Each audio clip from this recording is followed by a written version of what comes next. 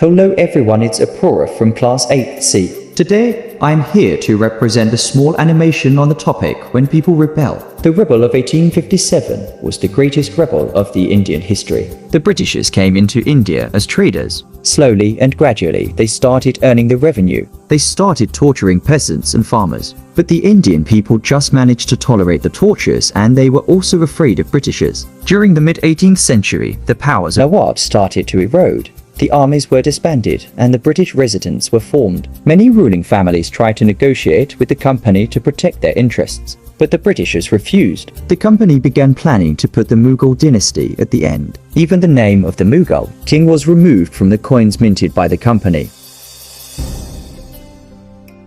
Sometime later, the Britishers introduced a rifle which used cartridges. It was a bit suspicious to the Siapis that these cartridges were made of fats of cows and pigs. Later, they were found that actually the fats were being used. The Siapis along with Mangal Pandey disobeyed their officers and even killed some. Later, on April 8, 1857, Mangal Pandey was hanged and the other sepoys were sent to jail on May 9, 1857. The soldiers of Meerut marched to the jail of Meerut and released the imprisoned sepoys. They killed officers, set fire to buildings, captures guns and ammunition. They wanted to bring the rule of Britishers at the end. But the question arose that who will rule next. The soldiers had an answer to this question. That was the Mughal Emperor Bahadur Shah Zafar. The sepoys of Meerut rode all night on 10th May to reach Delhi. They gathered around the wall. The sepoys of Meerut rode all night on 10th May to reach Delhi. They gathered around the wall. The sepoys wanted to Bahadur Shah Zafar to be the leader of the revolt.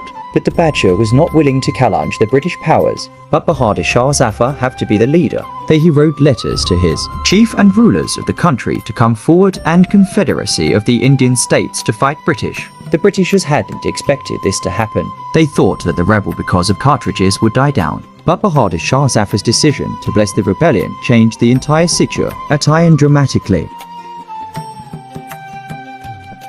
Regiment after regiment mutinied and took off to join other troops at nodal points like Delhi, Kanpur and Lucknow. The people of towns and villages also rose to rebel and rallied around local leaders, zamindars and chiefs who were prepared to establish their authority and fight the British.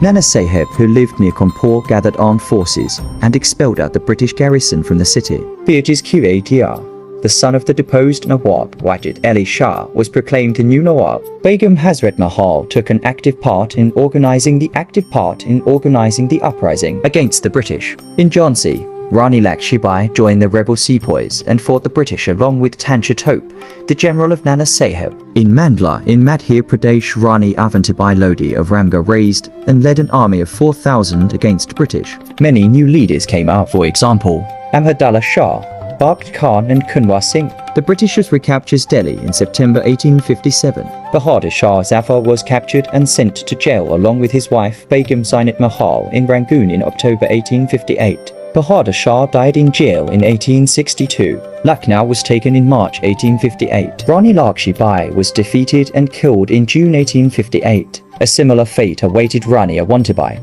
who after initial victory in Kerry, chose Impri's death when surrounded by British on all sides. Tancha Tope escaped to the jungles of central India and continued to fight a guerrilla war with the support of many tribal and peasant leaders. He was captured, tried and killed in April 1859. There were changes introduced by Britishers after the revolt. The revolt was listened by the Indians. The British Parliament passed a new act in 1858 and transferred the powers of the East India Company to ensure a more responsible management of Indian affairs. A member of the British Cabinet was appointed Secretary of State for India and made responsible for all matters related to the governance of India. The second was that all ruling chiefs of the country were assured that their territory would never be annexed in the future. They were allowed to pass on the kingdoms to their heirs, including adopted sons. Third was that it was decided that the proportion of Indian soldiers in the army would be reduced and the number of European soldiers would be increased. The fourth was the land and property of Muslims was confiscated on a large scale,